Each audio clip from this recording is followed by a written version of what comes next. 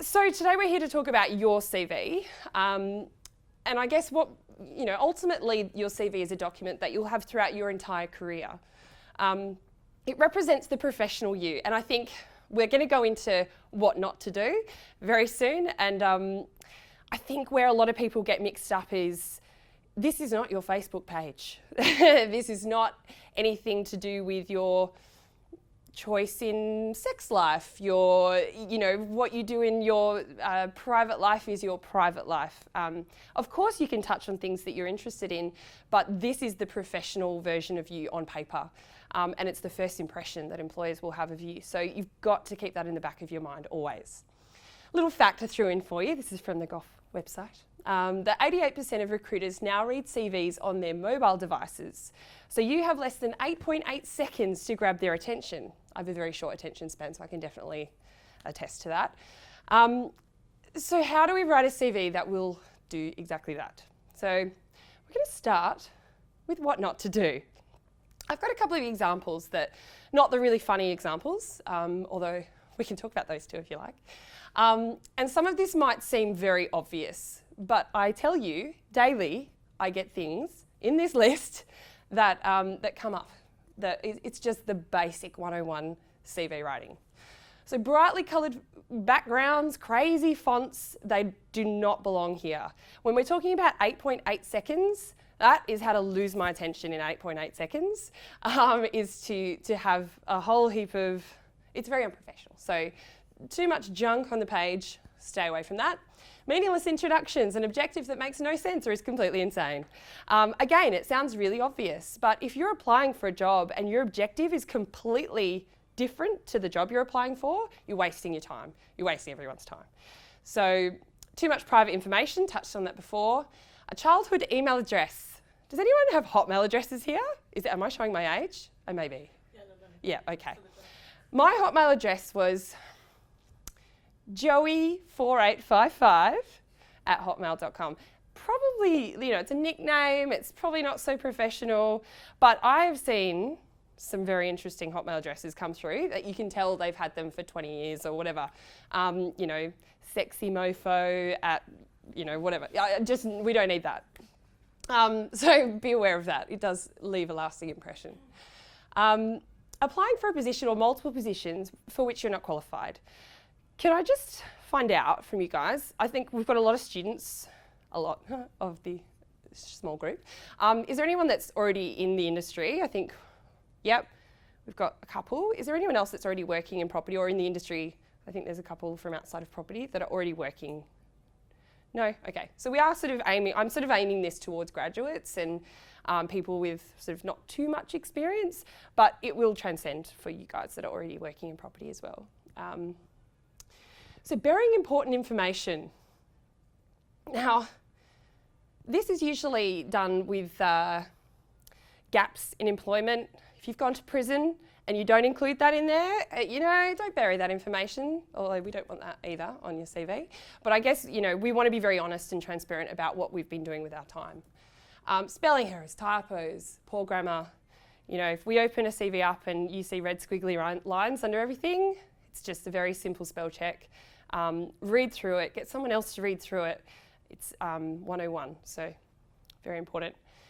Unexplained gaps, as I said, we need to know if, the question will be, where has that person been? Were they let go within their probationary period? Those kind of questions come up when we're going through each role that you've been in, even if it's not necessarily in the industry that you're going for. You might have been studying, that's fine, you just need to be able to demonstrate what you do with your time. Where are we at? Lying or misleading information, that kind of goes without saying. We don't want to lie on our CVs. You also don't want to put yourself in a situation where you're employed and your employer has an expectation of your ability and you've never actually done what you said you did on your CV. You're just setting yourself up to fail. So we definitely want to be honest on our CVs. A long, waffly CV, when you've got 8.8 seconds, you want it to be short, sharp, concise, catching people's attention. Not your generic sort of words as well, vocabulary. There's dictionaries, even online. Thesaurus, it's my favourite thing. And we'll go into that a bit more later as well. Badly formatted CVs. I'm a personal hater of boxes. I don't know these people that use those evil things on Word, but they really drive me a bit mad. It doesn't need to be War and Peace. It doesn't need to be crazy formatting. It needs to be clear and concise and easy to read. So that will not go down well. And inappropriate photos. This is my favourite one, I think. We had someone send a CV in recently who had taken a selfie on a toilet. And we could see the toilet in the background, and again, didn't go down so well. Sounds very simple, but you would not believe what we get through at times. So bathroom selfies, non-corporate wearing pics. We don't need anything showing in these pictures. I do actually think that a photo, if it's a professional shot, if you're in a suit, if it's a professional headshot, by all means add a photo. But in most cases, I would say it's probably not even required. Okay, so a couple of examples of CVs. I've changed a few bits of info so that we can't trace it back to who it is. And these might look okay to you guys, but when we really drill down, all right, I've got a sexy dragon, firstly, as a Hotmail address. This is it. For this particular guy, I've called him John Doe. He's really not, like, what can I do with this person? He's got strong verbal and written communication. He can work under pressure. He's got a can-do attitude. I love can-do attitude. He's studied year 12, he's studying at uni, but he's not telling me what he can do. What does he want to do? I know nothing about John Doe, nothing from this CV. And it's one that I would delete on a daily basis. So it doesn't look that bad. Like, this isn't probably one of the worst I've seen, but it's definitely not one that's going to catch my attention. And we'll go into a bit more detail about how we can catch people's attention. This one over here, again, it looks really long and detailed, but up the top here we've got some information on how to contact the other John Doe.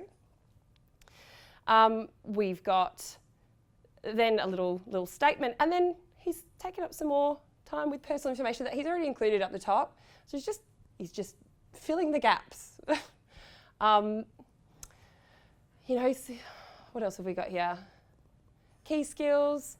This is a list that you could probably Google and just put it on there. What we want to know is, if you've got skills, how did you acquire those skills? How can you transfer those skills into something tangible for your employer?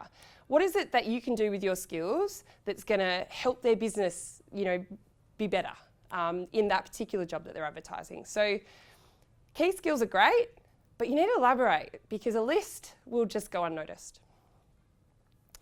Education, fine. Experience, we've got 1, 2, 3, 4 roles. Really, he's got the date. What is it that, okay, Red Rooster. There's nothing wrong with working. I worked at Domino's Pizza for 4 years. I was a stayer. What did I learn from working in fast food? I learned to turn up on time. I learnt about a small business in a franchise environment. I learnt customer service. I actually learnt a lot from that experience. What's he learnt at Red Rooster? To be a cashier. So if that's one of your only jobs, then there are business objectives that you can take out of any job. There are customer service in property, particularly for those in property or wanting to go into property. Customer service is what we hear every single day, whether it be internal customer service, if you're an analyst in a business and you are servicing internal asset managers or the property managers or the valuations experts, and you're an analyst, you're servicing the customers that are internal to that business. If you're in sales, if you're selling land for a developer, you are dealing with customers. So although Red Rooster isn't probably the first company that you would want to see for maybe a job like that, you could expand on what skills you've learnt from that experience. So for me, this CV is a bit of a fail. It's just filling space. It's not telling me anything about this person. So a couple of examples there of what not to do, what we should do. So I'm going to go into a bit more detail about this stuff. So first and foremostly, I get people applying to jobs that I can tell 100% have never read the ad. They're just applying to everything. It's like applying to absolutely everything. In fact, I got a really good application that I wanted to share with you guys. Ooh. And it just made me laugh. I sent it to a few people actually. The West Pork Piggery, this person worked. I work in the weaner section of the piggery, where I look after 6,000 to 7,000 piglets at any one time. My duties include the following: separating the small pigs from the big, separating and treating the lame and sick pigs, following all animal welfare rules and regulations, giving extra care to the pigs that may need it, and recording mortalities and treatments. He wanted to be in sales and leasing. So read the advert. What is it that these people are looking for? If there are essential criteria and desirable criteria listed, then it's very likely they need those skills to be able to, for you to perform that job. Don't waste your time on jobs and blanket your name out, because I'll tell you there are a few people that we know in our office are job seeking because they apply to every single role that we have advertised. And do you know how unattractive that makes that candidate? Very. So read the advert. If you're a graduate, you probably need to apply for a graduate level job, or someone that's willing to train and invest. So read it, analyse it. Actually, something that I learnt when I was recruiting in London, which was, I think is very transferable across industries. If you're working for a government employer, Landcorp, you know this, when you're applying for a government job, they have a very strict set of criteria that you need to meet to be a successful candidate. When you apply to that, you have to demonstrate how you meet each set of criteria in the public sector, because they need to be able to actually prove why they've hired you. There's a full process that happens when you're applying for a government sector job. In the private sector, it's not as formal as that, but that sort of still applies. You don't need to probably be quite as illustrated on each point, but if you can see on an advert that you could demonstrate some ability in each of the points that they're looking for, then it's worthwhile applying for that job. So think about that. Put the most important information first. 8.8 seconds. I'm going to keep coming back to that because I think it's quite good for you to think, you know, if a recruiter or an employer is reading my CV, will I capture what it is they're looking for in the first sort of paragraph, in the first job that I'm doing? So if they're looking for X, Y, Z, and you've got X, Y, Z in your first 3 lines, is that going to capture their attention? Well, absolutely, it really is. So the most important information first. That goes with also listing your most recent job first and your last job last, if that makes sense. Otherwise, it looks like if you say, let's just say, Red Rooster, we'll use that one as an example because we just saw it, I'll use Domino's actually, because my first job was at Domino's. I would not list Domino's first, because that's going to be in my first 8.8 seconds. That's what they're going to read. So we want to put the most relevant and the most senior role, the most responsibility at the top. Yeah? What if your most relevant for that specific position was a couple of years ago? Good question. And you were still possibly quite, you had a fair bit of responsibility for the role, but yeah. just a little while ago. There's a couple of things I'll say to that. I know you've been working on super yachts and things, so if you were working in property, let's say some time ago, and you're wanting to return to that, but you've been in the super yachts, you still want to give an explanation as to where you've been and how you've been spending your time, but I wouldn't go into great depths of detail unless there's some very relevant transferable skills from that experience. So for you, you may be dealing with high net worth individuals, you know, very senior sort of people. I'm not really sure. I'm not on a super yacht very often, but so you know, you might just put a one-liner in there. You know, customer service for high net worth individuals, and maybe expand a little bit on the customer service levels that you had to provide to maintain a good level of performance in that job. So, but I wouldn't be going into, you know, on a daily basis, I did A, B, C, D, and make it a very long time until we get to the job that's the real beefy one that we want to learn about. So you still want to say, this is where I've been, and this is for how long, and this is one little bit of information that's very transferable. But as soon as you get to the job that's the most relevant, we want the juicy stuff in that. Yeah. I'd probably be putting maybe a key skills or something that is, and in your first paragraph, I'd be talking about property, keywords, property. I think, you know, in Seek and whatever, if we're searching CVs in those sort of databases, keywords are important. So you still want to be able to, like, even if you're doing a property degree, you can expand on what it is that you're studying. If you've got a great average, I'd be putting that in there too. So yeah, you want the keywords as much as you can, and you want them in the top part of the CV, because again, you've got 8.8 seconds. So hopefully that answers your question.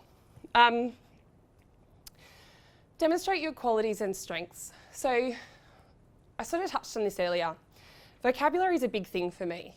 We don't want you to just list all of your qualities. I'm motivated, I'm hardworking, I'm a problem solver. You want to try to connect with them in real life and work experiences that demonstrate these qualities in action. So you want to aim to explain how a specific skill can benefit the company and connect it to tangible results. So one thing that I learnt, actually it was back in school and it stayed with me for a long time, because that was a long time ago, is SAO. And all that means is it's situation, action, outcome.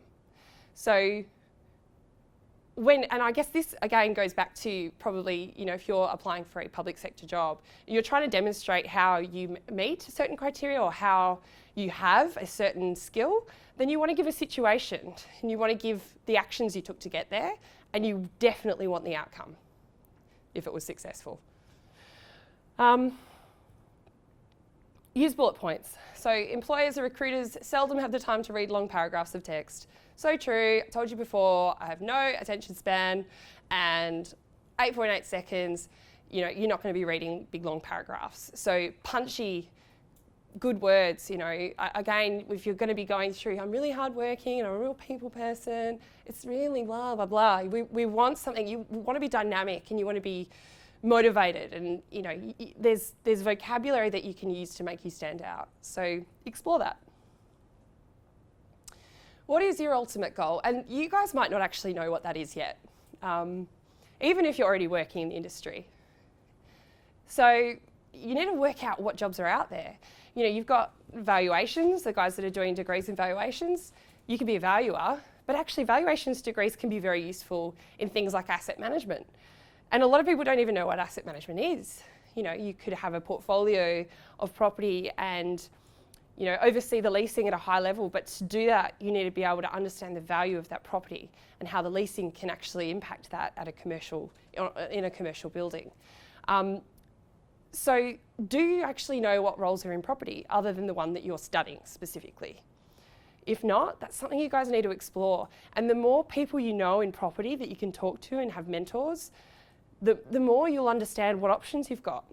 So many people I speak to that don't even know jobs exist until they're already 10 years into their employment and they want to change directions. And sometimes that can be quite hard. So try and work that out before you get there and pave a path to where you want to be. So 2 or 3 pages max. Some people will really struggle to even do 1 page, as we sort of saw in those first couple of examples. So they're just filling the gaps with whatever they can. If you're a little bit further along in your career, sometimes it's hard to make that, to shorten that, because you kind of think, oh, I want to include everything. As I sort of mentioned to you before, you want the most relevant to the job that you're applying for. So I have a lot of candidates that have multiple versions of their CVs with me, depending on the role that they're applying for. So you want to be able to tailor that, whether it be a covering letter, an opening statement, or just the duties and responsibilities that are the most important and the most relevant at the top. Don't forget white space. So we also don't want to jam pack the page, because you've got to fit it on 1 page to the point where you're kind of lost in the detail.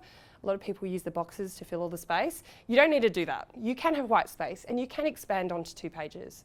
It needs to be clear, concise, and not hurt your eyes, or mine, for that matter. All the basics. So your name should be the first thing you read on your resume. Again, it sounds silly that I have to say that, but sometimes I'm looking for it and I can't find it. Make sure that your contact details are clearly listed. We want your mobile, we want your LinkedIn, if you've got a LinkedIn profile. We want your email address. Anything that we can see that demonstrates a picture of your employment history and your character to a certain degree, we want to see on your CV. No lies ever. Again, we touched on this before. But even small lies should be avoided. Apart from simply being unethical, Background checks are common, and if you are busted, it could damage your credibility in the market for good. And Perth is a very small place, and property in Perth is an even smaller place. So reputation, the way you conduct yourself in employment now and in the future will be hugely important for you. So your CV needs to demonstrate honesty and transparency, but be strategic. Ask someone to review your resume. So it's a good idea to get a second opinion, as another person can objectively evaluate the overall quality of your resume and perhaps make some good suggestions. So I would encourage anyone that's sort of new into the industry or studying, get a mentor. Someone that's, and hopefully if you come to a few more Property Education Foundation events, that's something that's very realistic because there's some incredible people coming to these events. And one of the biggest hints, and I come to this later as well, is to network yourself. It's absolutely the best way, in property, particularly in Perth. It's all about who you know. So find who they are, meet them. It's nerve-wracking. I actually stalked someone down at an art event once when I was trying to do this. Who was it? Adrian Finney. Have you heard the name Adrian Finney? Yes, so I saw him at an art gallery opening and I was sweating. I had a sweat moustache. I had to very subtly wipe that before I went and introduced myself, and someone from Goff Recruitment. He doesn't even do recruitment anymore. I just had heard his name with all of my clients that had worked with him and trained with him. And so, he was someone I was like, I need to meet this person. I need to meet this person that started Little Creatures. You know Little Creatures? Like, he was one of the founding, people for that building. FJM Property, if you've heard of them, they've done state buildings, Treasury, amazing. I mean, he's pretty amazing. So I put myself out of my comfort zone and went and met him. And I've done business with FJM since then, not necessarily because of that, but I'm just trying to make a point that you put yourself out of your comfort zone and meet people that are important to learn from. Proofread it. The small typos that can reduce the positive impact of an otherwise great resume, and I've literally not done the proofing expecting someone to do it, sent it off to the client, and he said, I don't want to see that person because they can't even spell check their CV. Amazing, cutthroat. But when it's an employer's market, especially in that graduate sort of lower level stuff, there's other people that want those jobs. So if they can proofread their CV, then they're not going to make errors in their work either. Again, it's first impressions and they count. Okay, a couple of, that's weird, I don't know why it's got a little box there. A couple of examples of CVs for you. So this one is a graduate CV who's done a bit of work, but more in hospitality. Now, I thought this was ingenious. Dynamic, result-orientated finance graduate with a degree qualification in commerce, finance and management, acquired academic knowledge across applied finance management, derivative products, markets, business analysis, valuation and corporate finance policy, exceptional client service skills, and highly organised with excellent time management, demonstrated staff management, supervision skills, a team-orientated individual who is recognised as a reliable self-starter, outstanding communication, interpersonal and presentation skills, detail-orientated with a commitment to the delivery of accurate and timely financial information to inform business decision-making. Amazing. A graduate wrote that. You'd think he'd been working for however many years. He's also got the keywords covered. So business valuation. This is all stuff that he's studied. So he's not done it. He's studied it. But does that stand out to me? Yeah. It did. I was like, gosh, he's studied some really good things. His education's right up the top. I like that for graduates because that's what you've been spending your time doing. So don't put it down the bottom. Get that up the front. He's obviously included that, the college and where he's been. I've blacked out a few things. Hopefully he doesn't see the video and know that I'm using his CV. He's had great results. He was a school prefect, captain of school debating team, captain of school swimming team, captain of school athletics team. This is a leader. As young as he is, he's someone that I need to know. Employment history. So I've blocked out the name of where he's done this, but he did 1 month work experience with an employer of choice. He has that same person as a reference from 1 month. Did that grab my attention? Yes, it did. Did I know that person? Yes, I did. Would I believe exactly what that person says if I called up and got a reference, even if it was for a month? Absolutely. 1 month work experience for free. And this guy got an offer, 2 offers through me, and 1 direct from that guy who found out that he was looking and being offered by someone else. We go down into some of his experience he was an assistant manager and barista. And he could put make coffees, empty bins, white benches as what he's doing. What has he done instead? He said the provision of excellent client service to a diverse consumer base. The efficiency to prepare coffee orders, he sort of still put that in, but look at the words that he's chosen. How much better does that read than made coffees? Manage a small team to ensure the execution of store operating procedures and compliance with client service expectations. Amazing, I love this. He's a salesman.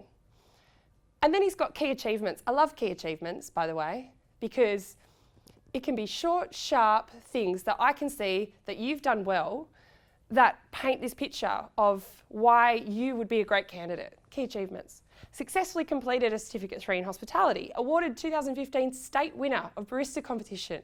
Awarded 3rd place of a national barista competition. Efficiently and effectively managed the cafe for a 3-month period whilst the business owners were overseas. His business owners were his parents. His parents. But I read that and I was like, this guy's amazing. He's a swim coach. He's done all this community work. He did the Rottnest swim. You know, he plays football. He's a student guild UWA member. And he's got a reference from a 1-month placement that he did part-time. This is someone that I got to know. And although he's got no experience in the industry, I managed to find him a job offer. Unfortunately, this guy got to him first and it was probably a better role, so I had to let him go. But this is someone I wanted to bring to your attention as someone who doesn't have much experience, but wow, his CV put him in a position of power that with just a little bit of perseverance, great presentation, clear communication skills, you know, he was polished, he got back to me all the time. He was clearly a leader. He'd also actually run a little private events business that made him a couple of grand, you know, but he got 300 or 400 people to come to this dance thing that he organised. And I think, what a little entrepreneur. This person is someone who has created something out of nothing. So when you're looking for people that stand out from the crowd, that's the sort of thing we want to see. So volunteer, and I guess I'll go into a few, because I've just got a few tips for graduates specifically, or people early in their career. A couple of other examples of just formatting that I thought was quite nice to show you. This was actually provided by a good friend of mine who's an HR manager in property. And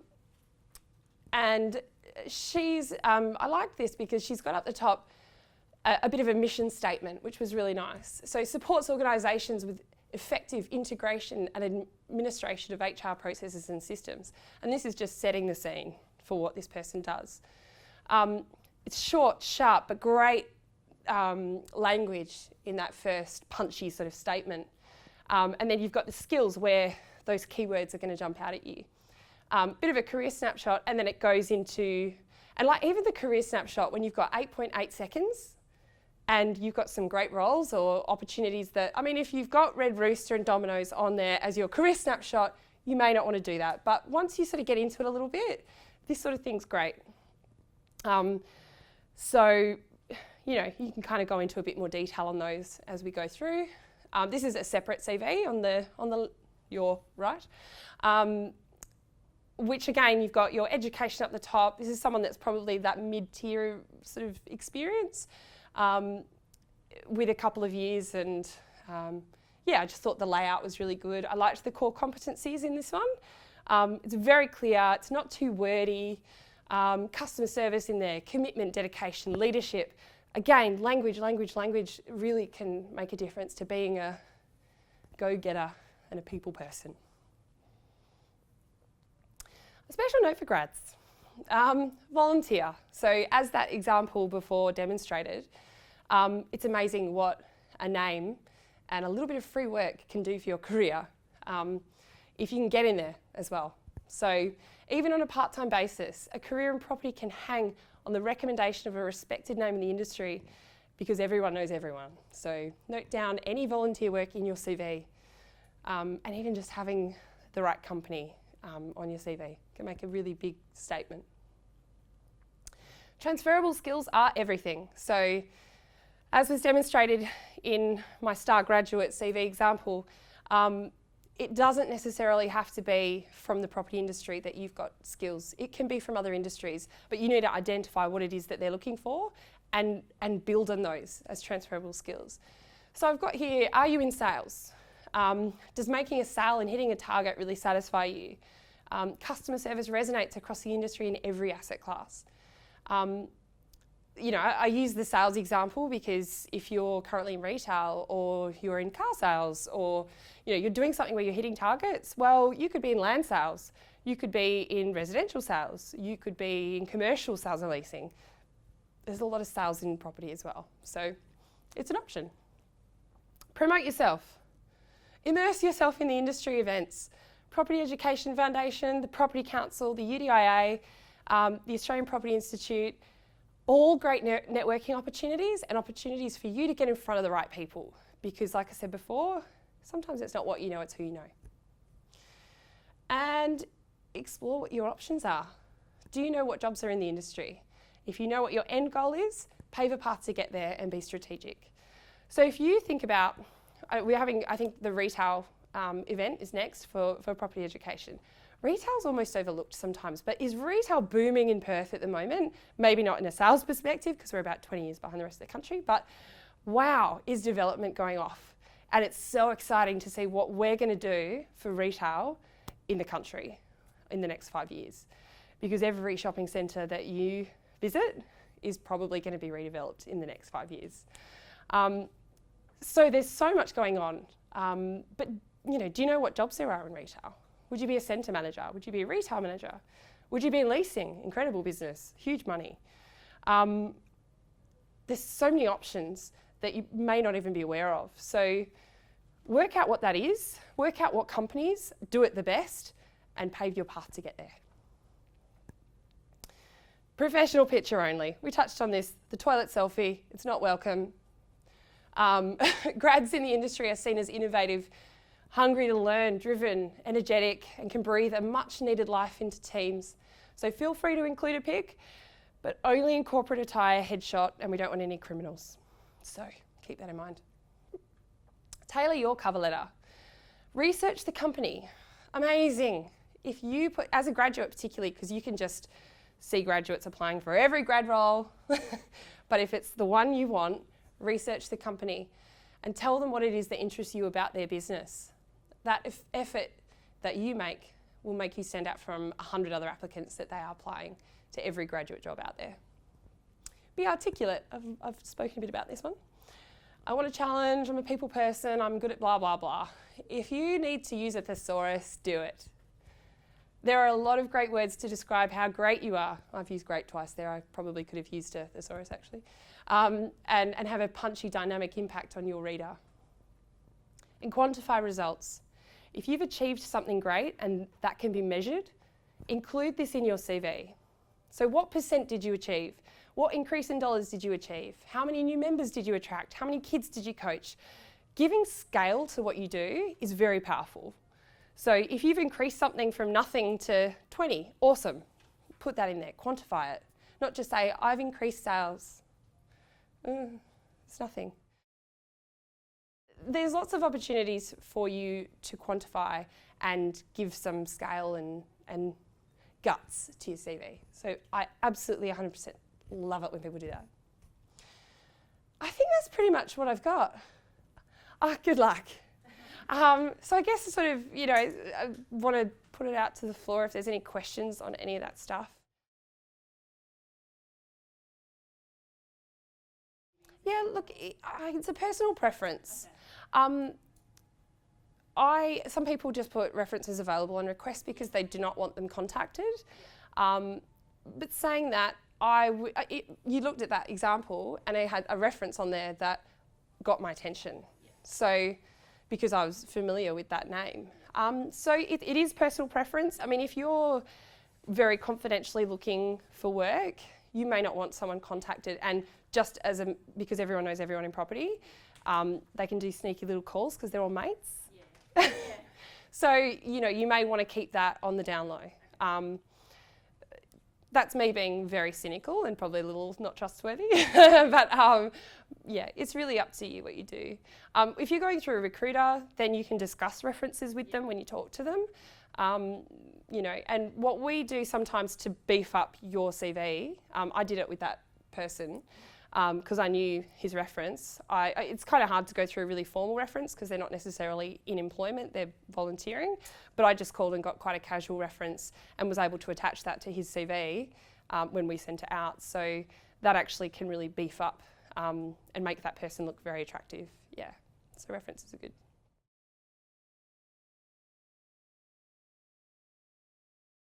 I would just put the dates that you've been travelling and just put extended travel in Europe or wherever you've been. Okay. Yeah, you just need to explain what you've been doing with your time. Okay. I've done a lot of travelling myself, and so my CV reads like that too. But yeah, you just need to say what you've been doing, so there's no question. You kind of don't want, it's the same as if you jump around in a lot of jobs, the first question that we're going to get is why have you left each job? So if you can see that question coming, put reason for leaving under each job. Don't make them question anything because they can dismiss you straight away for that. So, if I'm sending a client a candidate that I've met and I've gone, oh my God, incredible, I love this person, I could place them in 10 places, but their CV is a bit jumpy and they've left. But if they've got great reasons for leaving, then don't let them be overseen. Don't let your CV be overseen. Put a reason in. That can really help. New in the country, do you know what, I will not lie, it's very challenging in Perth because it's such a small industry, so getting that Perth experience is always preferable. Do you know what, it probably is quite similar to graduates, wherever you can get some volunteer work to understand the industry in Perth, comparably to what you've done, wherever you've been working, then I would encourage that to get your foot in the door and show them what you can do and how the transferable skills, even internationally, can be utilised in their business. But there's still a big learning curve for international people because it is different. We're like our own little country here in WA. They don't call us the Wild Wild West for nothing. So yeah, I'd say any volunteer work you can do. You may need to take a step back in your career a bit to take a step forward. So your expectations need to be very realistic. And that's something that I've helped international candidates of mine, do. But when I have candidates that come to me with, looking for the same salary to step straight into a role that they've been doing in other countries, it's quite unrealistic. So you also need to just adjust your expectations to learn what it is that you don't know what you don't know at the end of the day. So you need to work that out. I don't always open cover letters, if I'm really honest. Oh, okay. I'll open the CV first, and if the CV captures my attention, I'll go back and read the covering letter. So I would say you still need a little punchy something to grab someone's attention. Would you target the company specifically within that, or just keep it about yourself? Probably not. It's more about you. Yeah. You can. I mean, but then it starts to get a little wordy and a little too long, I think. So you kind of want to go, this is what I'm about, this is what I want to do, this is what I have to offer, short, sharp, and then go into, because once they've sort of read that, they're like, it's all right, interesting, let's explore the rest of it. And that's when, you can go into a little bit more about the business and what interests you about them. And yeah, I mean, with graduate or sort of that lower level, you probably will be more likely to read even in the senior roles, but because there's little work experience to reflect on and see what skills you've got, sometimes the covering letter can be quite important because you want to sort of understand where your head's at, what you want to do. But that's where, I've read a few covering letters that go into a lot of personal detail, and you just got to be very mindful of that. Yeah. We don't want to know too much about you. Just the good stuff. Yeah. Hopefully that helps. Well, thank you very much. You sat through my voice for a long time. Very much appreciate you coming along to one of our first events, and hopefully we'll see you at a few others. I'll certainly be attending. Just keep a hand for Joe. Thanks, guys.